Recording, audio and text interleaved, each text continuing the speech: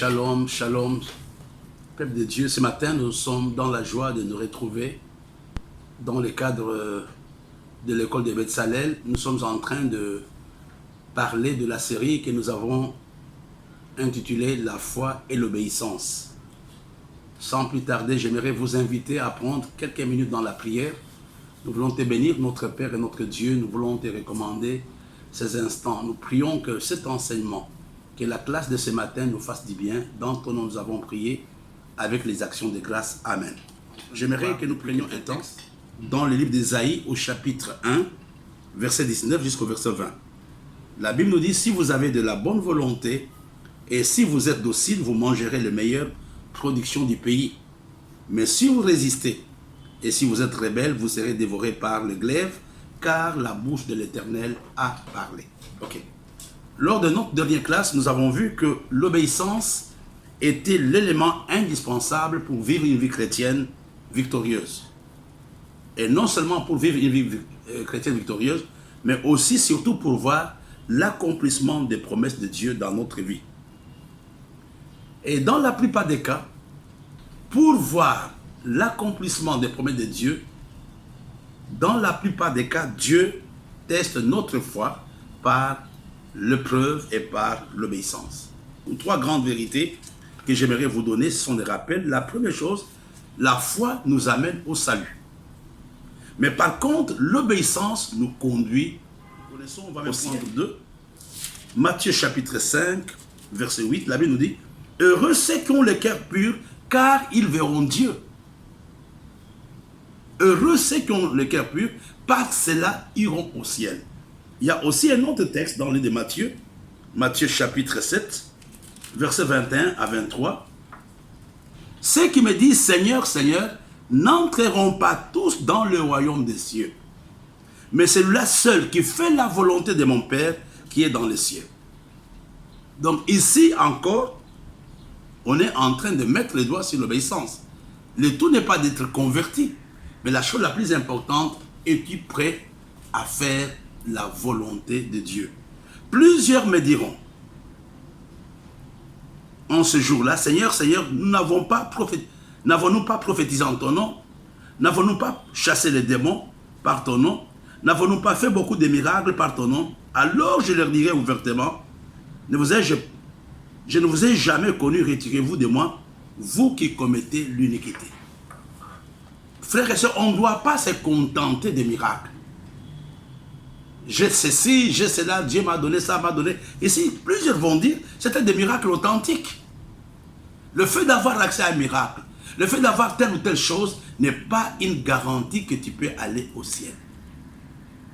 La seule chose qui peut nous amener au ciel, c'est notre obéissance. D'ailleurs, Apocalypse en parle, dans le livre d'Apocalypse, chapitre 21, verset 27. Il n'entrera chez lui, il n'entrera chez elle, rien d'essuyé, ni personne qui se livre à l'abomination et au mensonge, il n'entrera que ceux qui sont écrits dans le livre de vie de l'agneau. Qu'est-ce qui nous permet d'être écrits dans le livre de vie de l'agneau? C'est notre obéissance à la volonté de Dieu. Pour revenir à ce que je disais, la foi nous amène au salut, mais l'obéissance nous amène au ciel. Un autre point aussi qui est important ce matin, c'est de comprendre que l'obéissance nous permet de jouir des promesses de Dieu dans ce siècle. Dans la plupart des cas, nous avons une vie chrétienne catastrophique. Pourquoi? C'est à cause de notre désobéissance. Notre désobéissance ouvre la porte à tous les démons. Notre obéissance nous empêche de jouir pleinement des bénédictions que Dieu a prévues pour nous. Et le troisième point, c'est ma relation, ma communion avec Dieu qui me permet de jouir continuellement des bénédictions de Dieu. Là, c'était des choses que nous avons vues. Et il y a aussi un quatrième point que j'aimerais ajouter avant de continuer. L'obéissance est d'abord quelque chose de personnel. C'est vrai, le groupe peut obéir, mais l'obéissance est quelque chose de personnel. Il y a des choses que Dieu t'a demandé à toi de faire. Avant qu'elle ne soit publique, l'obéissance est d'abord quelque chose de personnel. Il y a des choses que Dieu ne va pas nous demander en public. Il y a des choses que Dieu te dira à toi de faire, qu'il ne va pas dire à une autre personne de faire. Et tu comprends pourquoi c'est dangereux de pouvoir se comparer à d'autres personnes. Quand Dieu parle à Élie de quitter le torrent de Kérit, quand Dieu parle à Élie d'aller trouver la veuve de Sarepta, Élie était seul. Et quand vous causez avec tous les hommes de Dieu, la plupart te diront, voilà ce que Dieu m'a dit. Il y a quelques jours, il y a quelques années, j'ai donné le témoignage d'un homme de Dieu. Il priait. Dieu lui dit, écoute, prends les instruments de musique que tu as, donne à une autre communauté et je te bénirai. Il en a parlé à sa femme et sa femme était aussi la fille d'un homme de Dieu que les gens connaissaient. Ils ont dit, non, ça c'est pas Dieu qui t'a parlé, ça c'est le diable. Ils n'ont pas obéi. Et Dieu n'a pas puni tout le monde. Qu'est-ce que Dieu a fait? Dieu a rendu cet homme malade. Ce pasteur est resté malade pendant 1 an. C'est lui qui souffrait, on a fait toutes les délivrances, rien ne s'était passé parce qu'il avait désobéi. Jusqu'au moment où un jour il va suivre une prédication à la télé. La prédication s'est passée à plus ou moins 1000 km de l'endroit là où il vivait. Et le prédicateur disait, tu es malade parce que tu n'as pas obéi à ce que Dieu t'a demandé de faire. Et c'était comme un rhéma pour lui. Il a saisi cette parole, il en a parlé à sa femme a dit, non, ce n'est pas Dieu, c'est qu'on vient de commencer à peine, on ne peut pas donner aux autres. Le monsieur a dit, non, je dois donner. Quand il a donné, le pasteur qui avait reçu les instruments lui dit, écoute frère, j'avais reçu ça de la part de Dieu. Mais j'attendais que toi-même tu puisses m'en parler. J'attendais que toi-même tu puisses t'exécuter. Et vous comprenez, mes bien-aimés, que l'obéissance est quelque chose de personnel d'abord. C'est quelque chose de personnel avant que ça ne soit public. Et quand vous ne comprenez pas cela, vous allez avoir de gros problèmes. Il y a des choses que Dieu dit à tous les groupes, mais il y a des choses que Dieu dira seulement à toi. Lors de notre dernière classe, nous avons vu que pour obéir, il faut écouter la voix de Dieu. Si vous vous rappelez. Donc là, un homme qui n'est pas capable d'écouter la voix de Dieu ne peut pas obéir. Souvent aussi, en leadership, on dit, là où je n'ai pas donné des ordres, je ne peux pas attendre l'obéissance. Quand on ne sait pas exactement, si le groupe ne sait pas exactement ce que tu attends de lui, il ne faut pas le juger. Il faut que le groupe soit au courant de ce que tu veux, de ce que tu attends du groupe. Et quand ils ne font pas cela, tu peux les punir. Mais tant que tu n'as pas donné un ordre précis, tu ne peux pas dire que le groupe ne me respecte pas. Alors pourquoi je dis cela? Je suis en train de dire cela pour dire que pour obéir véritablement, je parle de l'obéissance au sens biblique du terme, il faut d'abord que Dieu te parle. Il faut que tu écoutes la parole de Dieu. Dans notre dernière classe, on a donné 8 moyens par lesquels Dieu peut nous parler. Le premier moyen, Dieu peut nous parler par sa parole, par la Bible, dans le livre de Jacques, chapitre 1, verset 22 jusqu'au verset 24. Le deuxième moyen, par la voix audible. Actes chapitre 9, verset 15, on avait déjà vu cela. Troisième moyen, par la voix intérieure.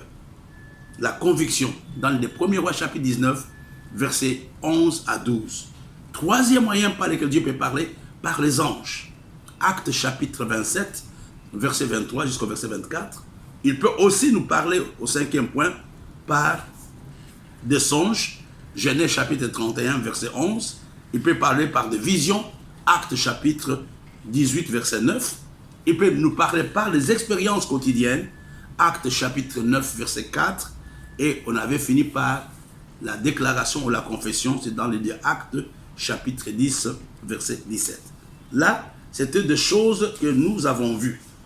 Simplement quelques éléments qui peuvent t'aider ce matin à comprendre de quoi nous sommes en train de parler. La première chose que j'aimerais que tu retiennes ce matin, la communion régulière avec Dieu te permet de discerner et de reconnaître la voix de Dieu. Quand il y a cette communion avec lui. Je donne un exemple. Il y a des gens que j'appelle, il faut que me disent à qui j'ai l'honneur, non c'est tel. Mais il y a certaines personnes avec qui j'ai des contacts tous les jours. À force de parler ensemble, quand ils m'appellent, je n'ai pas, même si je ne vois pas les numéros, je sais exactement que ça c'est Dauphin qui me parle, ça c'est Paul qui me parle, ça c'est Pierre qui me parle. Pourquoi? Parce que nous avons une certaine intimité. Donc ne te précipite pas d'écouter la voix de Dieu. Précipite-toi d'abord, améliore ta relation avec Dieu. C'est dans l'intimité avec Dieu que Dieu peut commencer à te parler. Et la voix de Dieu, elle est unique en son genre. On ne peut pas la confondre avec d'autres voix. Mon frère, si c'est Dieu qui t'a parlé, tu sauras réellement que c'est lui qui t'a parlé. Et je disais aussi que la voix de Dieu suscite et apporte la paix, la clarté et la douceur. Cinquième point, la voix de Dieu, dans son accomplissement, est conforme à ce que Dieu dit dans sa parole. La voix de Dieu ne peut pas être contraire à ce que Dieu m'enseigne dans la Bible. Et ça, c'est un indicateur de voir un faux prophète ou une fausse prophétie. Quand les choses qu'on me demande sont diamétralement opposées à la parole de Dieu, là, je dirais que ce n'est pas Dieu qui m'a parlé. En outre, Dieu ne se trompe pas dans ce qu'il dit. Dieu ne peut pas corriger ce qu'il t'a dit hier. Dieu ne peut pas revenir sur ce qu'il t'a dit hier. Par contre, Dieu peut compléter ce qu'il t'a dit hier si tu n'as pas bien compris. Dieu ne peut pas me dire aujourd'hui je suis prophète et demain me dire que non, tu ne l'es plus. Non, Dieu ne se trompe pas. Dieu ne se trompe jamais, jamais, jamais. En outre, la voix de Dieu, elle est précise. Elle est précise. Elle est nette. Et elle nous donne le temps de réfléchir. Elle nous donne le temps de prendre la décision. Et ça, c'est important. Dieu est un Dieu patient. Dieu est un Dieu patient. Je me rappelle très bien, je le disais à un de mes fils ici il y a quelques temps, je ne sais même pas pourquoi. J'arrive à l'église pour la première fois. Je ne connaissais pas les pasteurs, il me voit la première fois. Il me dit, frère, en ce moment-là, j'étais enseignant, j'étais professeur. Il me dit, mais frère Mawit, Dieu m'a dit que tu vas le servir à temps plein. Je vous dis que ça ne ressemblait pas à moi, je n'avais pas le profil de pasteur. Je n'en avais pas. Et j'ai dit à ma femme, il a dit, voilà ce que le pasteur a dit. Ma femme s'est mise à rire. Il a dit, il t'a dit ça parce qu'il ne te connaît pas. On a oublié. Dieu ne nous a pas châtiés. Je crois 5 ans après, j'étais envoyé en mission en Tanzanie. À mon retour, on a résilié mon contrat comme professeur. On a tout fait pour qu'on me reprenne. C'était impossible que je sois repris. Le pasteur est en vie. Je suis venu le voir. J'ai dit, mais pasteur, on m'a renvoyé, je ne peux plus enseigner, je n'ai même plus d'argent. Il me dit, frère, quand tu n'écoutes pas la voix de Dieu, il utilise une méthode forte pour que tu comprennes que c'est lui qui te parle. Et c'est ainsi que moi je suis entré dans le ministère temps plein. Ce n'était pas que je n'avais pas de travail, ce n'est pas que je m'y étais préparé, c'est quelque chose que Dieu m'avait demandé de faire. Et des fois, ce n'est pas facile d'accepter la volonté de Dieu. Parce que la volonté de Dieu, des fois, elle s'oppose à notre nature humaine. Quand j'ai accepté d'être dans le ministère temps plein, ce n'était pas facile avec ma femme. Chaque fois quand les choses ne marchaient pas, elle me disait, mais voilà aujourd'hui ton temps plein, où est-ce que ça t'amène? La voix de Dieu ne marche pas avec notre nature charnelle. Un autre point par rapport à la voix de Dieu, la voix de Dieu ne nous pousse pas dans la précipitation. Ce n'est pas quelque chose qui va te pousser. Moi, il m'avait dit peut-être 5-6 ans après, la chose va s'accomplir. Et puis de deux, la voix de Dieu ne condamne pas. Elle t'interpelle. Elle n'est pas une voix de condamnation. Elle t'interpelle. Elle te met devant tes responsabilités. Et la voix de Dieu ne détruit pas. Si une prophétie détruit un mariage, détruit un ministère, posez-vous la question si c'est vraiment la prophétie de Dieu. Non, je vois ta femme, elle est sorcière. Ça, ce n'est pas la femme de ton ministère. Là, c'est cela. Mon frère et ma soeur. Oh, Dieu m'a dit vraiment, ça c'est ton mari. Mais le mari que tu me proposes n'est pas chrétien. Je me dis, écoutez, et c'est vraiment Dieu qui a parlé. La voix de Dieu ne détruit pas. Mais elle guérit. Et non seulement elle guérit, elle construit aussi. Pour ajouter un élément de plus par rapport à la voix de Dieu, quelqu'un m'a demandé, qu'est-ce que je dois faire, pasteur? J'aimerais te donner 4 petits points qui peuvent t'aider à écouter la voix de Dieu. La première chose, c'est apprendre à vivre dans l'obéissance. L'obéissance n'est pas le fruit de l'esprit. L'obéissance est une décision. Voilà ce que je vais faire. Le Saint-Esprit ne viendra pas pour te dire, paye ta dîme, pardon, non, il n'y aura pas tout ça. C'est apprendre à vivre dans l'obéissance m'aide à écouter la voix de Dieu. La deuxième chose, résister au diable. Chaque jour, nous sommes en face des combats. La Bible nous dit dans le livre de Jacques et Pierre, résistez au diable et il fuira de loin de vous. Non seulement il faut résister au diable pour que Dieu te parle, la troisième chose, être capable de faire taire ses désirs. J'ai des désirs, tu en as. Si mes désirs commencent à primer sur la volonté de Dieu, Dieu ne peut pas me parler. Parce que la chair a des désirs contraires à la volonté de Dieu. Et le dernier point, c'est cultiver la patience. Là, ce sont des éléments, mes bien-aimés, qui peuvent nous aider à écouter la voix de Dieu. Avant de terminer ce paragraphe, quels sont les obstacles à l'écoute de la voix de Dieu? Quels sont les obstacles? Je te donnerai 7 obstacles. Peut-être j'aurai l'occasion de revenir là-dessus la fois prochaine. La première chose, quand nous manquons le temps d'écouter Dieu, quand nous manquons le temps de prier, vous savez, aujourd'hui nous sommes tellement occupés à beaucoup de choses et nous n'avons pas le temps ni pour nous-mêmes, ni pour nos maisons, ni pour le Seigneur. Le manque de temps que nous consacrons à Dieu nous empêche de l'écouter. Moi, je suis le couple, je cause avec certains couples, le grand problème qu'ils n'ont pas le temps ensemble. Et il y a des incompréhensions. Le deuxième obstacle, c'est dans les 2 Corinthiens chapitre 6 verset 4, c'est le manque de patience ou l'impatience. L'impatience m'empêche d'écouter Dieu. Je l'ai dit la fois passée, Élie a envoyé son serviteur pour voir le ciel 7 fois. Il était patient. Aujourd'hui, il suffit que j'ai pris le matin, quand Dieu ne me parle pas de je change de décision. Le manque de patience, l'impatience nous empêche d'écouter Dieu. La troisième chose qui peut m'empêcher d'écouter Dieu, c'est quand je commence à m'attacher à mes pensées, à mes convictions. Il y a des gens, mes bien-aimés, qui pensent que leur façon de penser, c'est ça que tout le monde doit penser comme eux. Non! Je n'ai pas le monopole de la pensée. Quelqu'un d'autre peut te parler. Mon pasteur avait l'habitude de dire ceci. Si un âne qui n'a pas le Saint-Esprit peut parler au prophète Balaam, mais à combien plus forte raison, quelqu'un qui a une alliance avec Christ, quelqu'un qui a le Saint-Esprit, ne peut-il pas me parler? La quatrième chose qui empêche les chrétiens à écouter Dieu, ce sont les soucis et les inquiétudes. Mon frère, quand tu as les soucis et les inquiétudes, tu ne peux pas écouter Dieu. Tu ne peux pas écouter Dieu. Tu peux être devant beaucoup de tentations, mais tu diras non, c'est Dieu qui a permis cette possibilité. En tout cas, comment Dieu a permis que moi seul je trouve seulement cette caisse de 10 millions? Non, c'est Dieu qui a amené ça ici. Non, mon frère et ma soeur. Les soucis de la vie, les inquiétudes nous empêchent d'écouter Dieu.